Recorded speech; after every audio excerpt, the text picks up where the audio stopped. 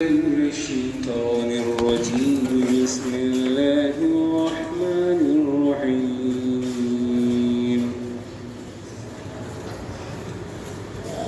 ويعلمه الكتاب والحكمة والتوراة والإنجيل ورسولا إلى بني إسرائيل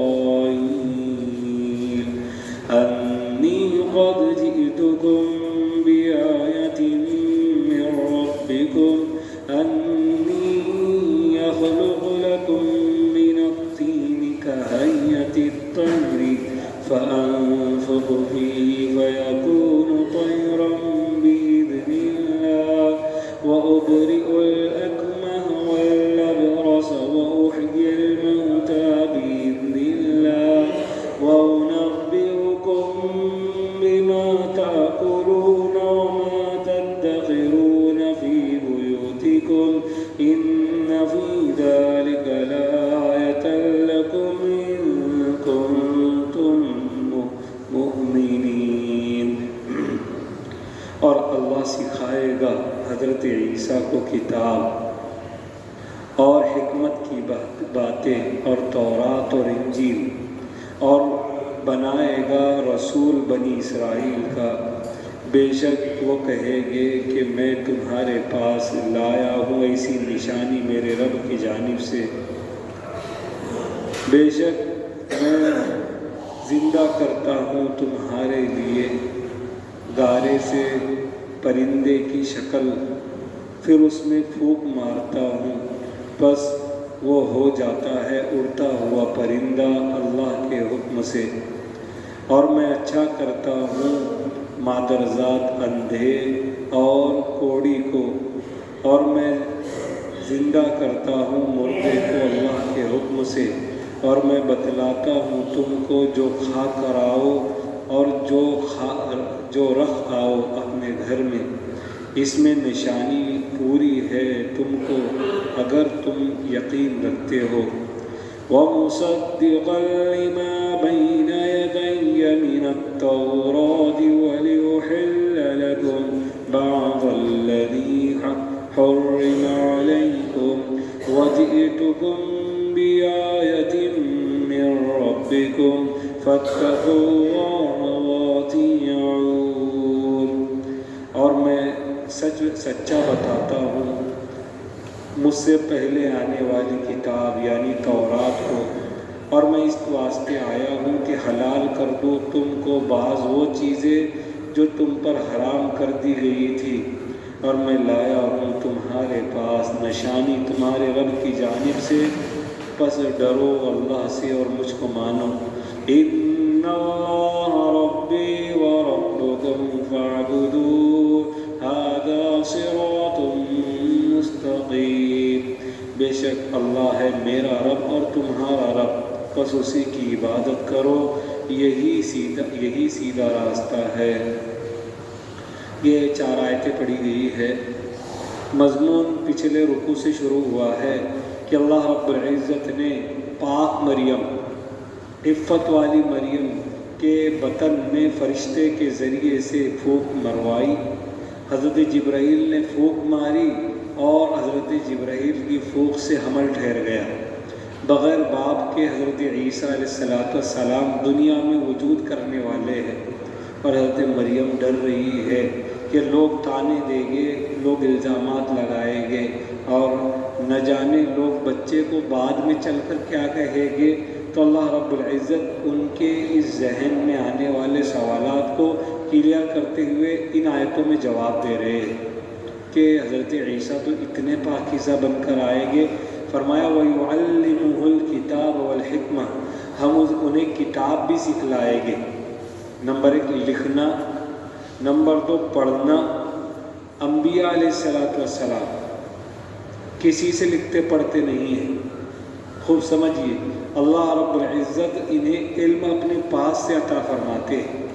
علم 2 طرح کا ہوتا ہے، ایک ہوتا ہے علم کسبی، ایک ہوتا ہے علم لدنی۔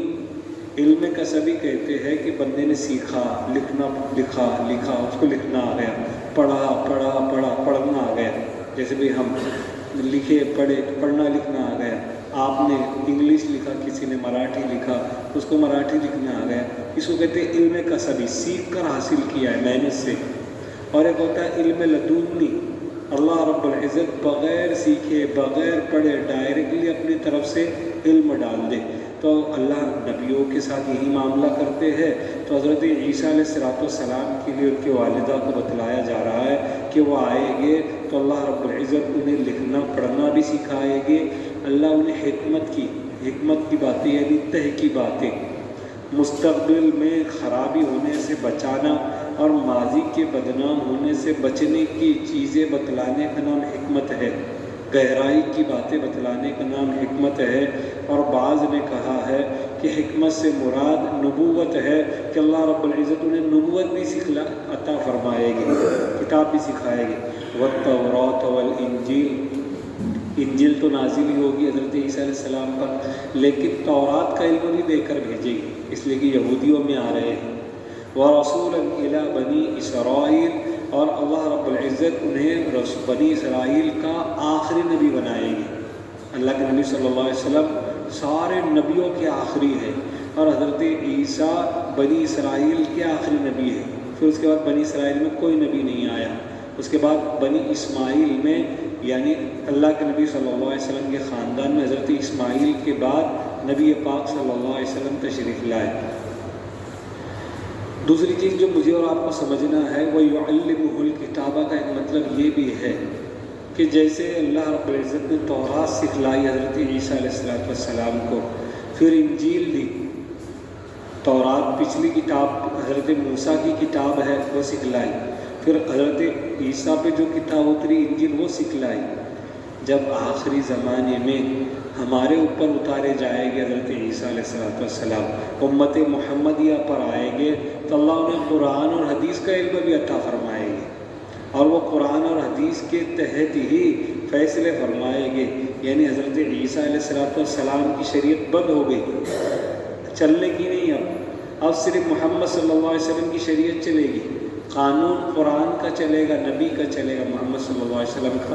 حضرت عیسیٰ اسی کی طرف دعوت دینے کے لیے آئیں گے اور لوگوں کو اسی شریعت پر رکھیں گے۔ پھر حضرت عیسیٰ یہ اعلان کریں گے، انی جب آئیں گے، انی قد جئتکم بآیۃ من ربکم، میں تمہارے پاس اپنے رب کی نشانیاں لے کر آیا ہوں۔ دیکھو بھائی، ہر زمانے میں جب اللہ نبیوں کو بھیجتے ہیں تو اس زمانے کی ایسی چیز عطا فرماتے ہیں کہ لوگ اس سے عاجز آ جائیں، ایسا نہ کر پائے، لوگ اس کے کرنے سے اپنے آپ کو ناممکن سمجھے۔ جیسے حضرت موسیٰ علیہ السلام کو اللہ نے بھیجا تو جادو کا بڑا زور تھا، ہر بندہ ایک دوسرے پہ جادو کر رہا تھا، ہر چیز پہ جادو ہو رہا تھا، یہاں تک روایتوں میں ملتا ہے انسانوں کو پتھر کا بھی بنا دیا جاتا تھا جادو سحر کے ذریعے سے۔ حالانکہ اس کی کوئی مثال ہمارے زمانے میں کوئی موجود نہیں، لیکن ہم یہ چیز تو دیکھتے ہی ہے، جادو کے ذریعے سے کسی کے بال ختم کر دینا، جادو کے ذریعے سے کسی کے اندر بیماری پیدا کرنا، یہ بھی اللہ کے حکم کے بغیر نہیں ہوتا۔ اللہ اپنے بندوں کو آزماتے ہیں، اور کسی کے لیے جہنم لکھ دینا مقصد ہو، اس کے ذریعے سے جادو کرواتے ہیں۔ یاد رکھیے، قیامت کے دن کچھ لوگ جنت کی خوشبو بھی نہیں سونگھیں گے، جنت کی خوشبو 500 سال پہلے سے آئے گی، اتنی دور، یعنی بندہ چل کر جائے تو 500 سال لگے، اتنی دور سے جنت کی خوشبو آئے گی، وہ بندہ اتنا قریب بھی نہیں پہنچے گا کہ جنت کی خوشبو سونگھ پائے، ایسا شخص جادو کرنے والا ہے، اللہ سے جنت کی خوشبو بھی نہیں سونگھنے دے گی۔ تو بہرحال وہ دور تھا، شور تھا جادو کا۔ حضرت موسیٰ علیہ السلام کو اللہ رب العزت نے ایسا توڑ دے کر بھیجا کہ انہوں نے چاہے کتنے ہی سانپ بنائے تو حضرت موسیٰ کی لاٹھی نے سب کو نگل لیا، بتلا دیا کہ تمہارے جادو ہے، نبی کا معجزہ ہے، اور معجزہ جیتا کرتا ہے، معجزہ اللہ کا فعل ہوتا ہے، نبی کا عمل ہوتا ہے۔ سمجھ میں نہیں آئی بات؟ نبی کا فعل، نبی کا عمل اور اللہ کا فعل، مطلب آپ کے بچے کو آپ لکھنا سکھا رہے ہیں، شروع میں ہاتھ آپ نے پکڑا ہے، پین بچے کے ہاتھ میں ہے، لیکن آپ چلا رہے ہیں، آپ نے کچھ لکھا؟ تو بچے نے کہا کہ میں نے لکھا۔ تو آپ خوش ہوتے ہیں، چل تو نے لکھا، حالانکہ بنایا آپ نے ہے۔ ایسے ہی گویا اللہ کے ہاتھ میں نبی کا ہاتھ ہوتا ہے۔ اللہ کوئی کام دکھلا دیتے ہیں، معجزہ، یعنی خلاف عادت چیز جو عام طور پر نہیں دیکھی جا سکتی، اس کو معجزہ کہتے ہیں۔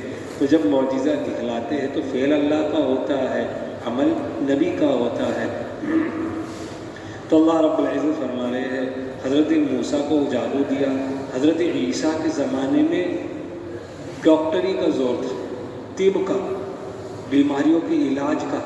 یہ سب بقرات، سقراط، یہ جتنے بھی آیورویدک بڑے بڑے لوگ ہیں وہ حضرت عیسیٰ کے زمانے کی ہی ہے۔ حضرت یہ آیورویدک، ہومیوپیتھک، یہ جتنے علاج ہے وہ حضرت عیسیٰ کے زمانے میں ایجاد ہوئے ہیں۔ چنانچہ بڑا زور تھا، ہر کسی کا دعویٰ تھا میں اس طرح بیماری کو دور کر سکتا ہوں، اس طرح۔ لیکن بعض بیماریاں ایسی ہوتی ہیں جو مادرزاد، ماں کے پیٹ سے آتی ہے، کوئی دور نہیں کر سکتا، سب عاجز ہوتے ہیں۔ اللہ نے حضرت عیسیٰ کو ایسا ہی معجزے دے کر بھیجا۔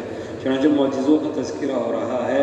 فرمایا انی اخلق لکم من الطین کہیئۃ الطیر بإذن فانفخ فیہ فیکون طیرا بإذن اللہ۔ حضرت عیسیٰ کیا کرتے تھے؟ مٹی کا پرندہ بناتے تھے۔ بعض روایتوں میں آیا کہ چمگادڑ بناتے تھے۔ چمگادڑ انسانوں سے بہت مشابہت رکھتا ہے، یعنی عورتوں کی طرح اس کا سینہ ہوتا ہے، اسے ایم سی آتا ہے، چمگادڑ کو ایم سی بھی آتا ہے، اس کے پیر ہوتے، پرندہ ہے لیکن جانوروں کی، انسانوں کی طرح پیر، دو ہاتھ اس کے ہوتے ہیں، آنکھیں آگے کی طرف ہوتی ہے، اس طرح چھوٹی سی ناک ہوتی ہے۔ تو چمگادڑ، تو حضرت عیسیٰ علیہ السلام چمگادڑ بناتے تھے مٹی کا، پھر اس میں پھونک مارتے تھے، اور پھونک مارنے کے بعد وہ ایسے اڑ جاتا تھا جیسے پرندہ اڑ جایا کرتا تھا۔ تو بعض مفسرین نے نقل کیا ہے کہ اڑتا تھا، لوگ جب تک کہ دیکھتے تھے تب تک، پھر جیسے ہی لوگوں نے دیکھنا بند کر دیتے تو پھر سے مٹی ہو کر گر جاتا تھا۔ اس لیے کہ بھی ایک تخلیق اللہ کی ہے، ایک تخلیق بندے کی ہے، فرق ہونا چاہیے۔ اللہ رب العزت ہر چیز میں کامل ہے۔ اللہ نے حضرت عیسیٰ کو تھوڑی دیر کے لیے یہ مٹی کے اندر زندہ کرنے کا معجزہ دیا، لیکن اصل میں یہ معجزہ حضرت عیسیٰ کی پیدائش کو بتلانے کے لیے تھا۔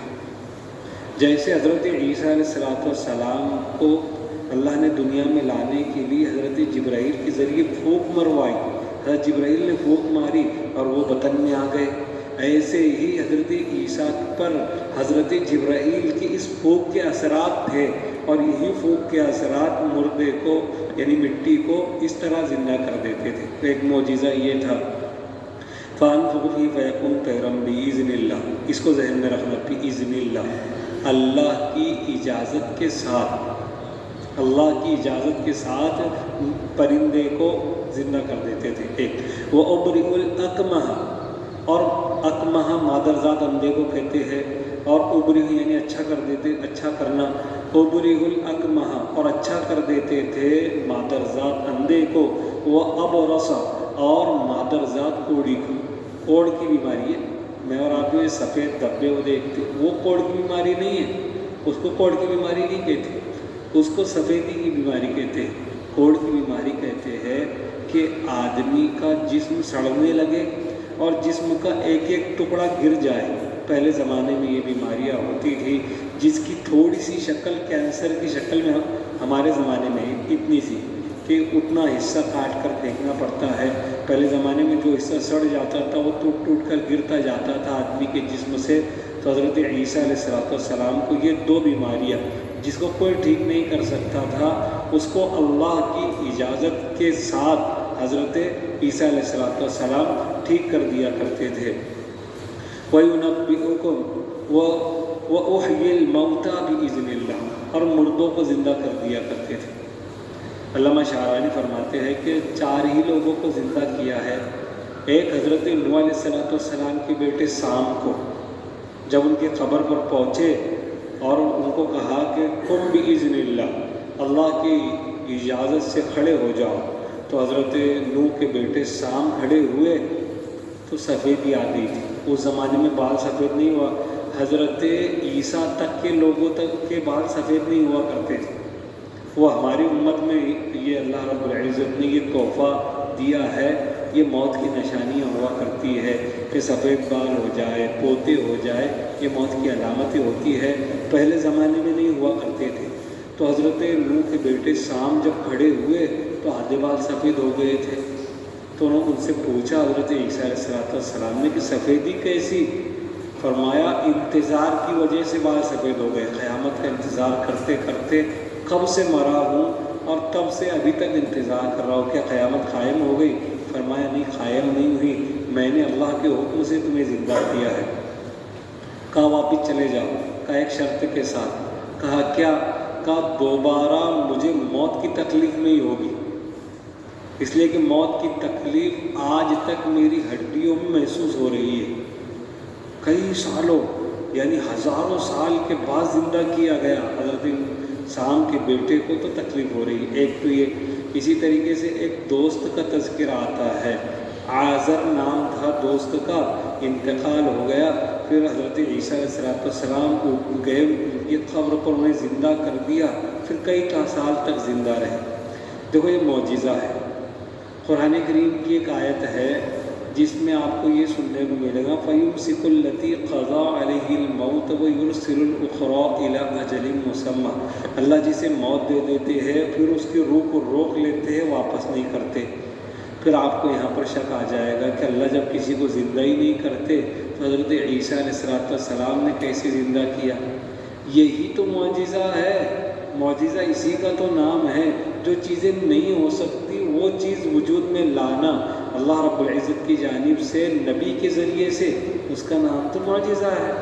اس لیے یہ شک نہیں کرنا، جب قرآن کریم کی آیت یہ 24ویں پارے میں آیت آئے گی، بہرحال تو یہ معجزہ ہے۔ وَأُنَبِّئُكُم بِمَا تَأْكُلُونَ، اور میں بتلا دوں گا جو کچھ تم کھا کر آئے ہو۔ حضرت عیسیٰ علیہ السلام بتلا دیا کرتے تھے جو کچھ سامنے والا کھا کر آیا کرتا تھا یا جو کچھ گھر پر چھوڑ کر آیا کرتا تھا۔ شیخ سعدی فرماتے ہیں کہ حضرت عیسیٰ چھوٹے تھے، بچوں سے ملتے جلتے تھے تو ملنے جلنے میں بتلا دیا کرتے تھے کہ تمہارے گھر پر یہ چیز آئی ہے، یہ چیز کھا لی گئی ہے اور یہ چیز رکھ دی گئی ہے۔ بچے گھر پہ جا کر بلایا کرتے تھے کہ یہ چیز تم نے کھا لی، تو ان کو پوچھا جاتا کس نے بتایا، تو بچے کہتے کہ عیسیٰ نے بتلایا۔ تو لوگوں نے اپنے بچوں کو حضرت عیسیٰ علیہ السلام سے دور کر دیا کہ یہ تو جادوگر آدمی ہے، اسے پتہ چل جاتا ہے، جبکہ یہ معجزہ تھا۔ آگے فرما رہے ان فی ذالکم لآیۃ لکم ان کنتم مؤمنین، یہ سب نشانیاں لے کر آؤ گا اگر تم ایمان رکھو۔ ومصدقا لما بین یدی من التوراۃ، اور میں تصدیق کرنے والا بن کر آ رہا ہوں۔ حضرت عیسیٰ کہہ رہے ہیں میں تورات کی تصدیق کروں گا کہ سچی کتاب ہے، وأحل لکم، اور میں تمہارے لیے وہ بعض چیزیں حلال کرواؤں گا جو حرام تھی۔ پہلی شریعت ایسی ہوتی ہے، ابھی شریعتوں میں کچھ چیزیں پہلے حرام ہوتی ہے، بعض شریعتوں میں پھر بعد میں حلال ہو جاتی ہے۔ جیسے ہم سے پہلے زکوٰۃ کسی کے لیے حلال نہیں تھی، زکوٰۃ کا مال پہاڑ پہ رکھ دو، آگ آ کر نہ کھا لے، اس کا مطلب قبول ہو گئی، پہلے ایسا ہوتا تھا۔ ایسے ہی بنی اسرائیل میں چربی کھانا حرام تھا، جو گوشت ہڈی کو لگا ہو، ریڑھ کی ہڈی کو، وہ کھانا حرام تھا۔ اسی طریقے سے اونٹ کا گوشت اور اونٹ کا دودھ دونوں کے دونوں بنی اسرائیل پر حرام تھا، ان کی وجہ سے حرام کیا تھا اللہ رب العزت نے۔ تو حضرت عیسیٰ علیہ السلام ان کے حلال ہونے کے، ان کو حلال کروانے کے لیے بھیجے گئے، یعنی آ کر انہوں نے ان ساری چیزوں کو حلال کروایا۔ قرب قیامت میں بھی حضرت عیسیٰ علیہ السلام جب آئے گے تو سب سے پہلے خنزیر کو قتل کرے گی، اس لیے کہ عیسائیوں نے یہ سوچ لیا ہے کہ ہمارے نزدیک خنزیر کھانا حلال ہے، انہوں نے اپنی جی سے بنا لی، جبکہ اللہ نے کبھی حلال نہیں کیا۔ خنزیر نجیس العین جانور ہے، نجیس العین کا مطلب اس کا دھکا لگنا بھی ناپاکی ہے، جیسے کہ کتا ہے، کتا ناپاک ہے لیکن اس کا تھوک ناپاک ہے، اس کا منہ ڈالنا ناپاک ہے، لیکن دھکا لگ جائے اور گندگی میں نہ بھرا ہو تو کپڑے ناپاک نہیں ہوتے۔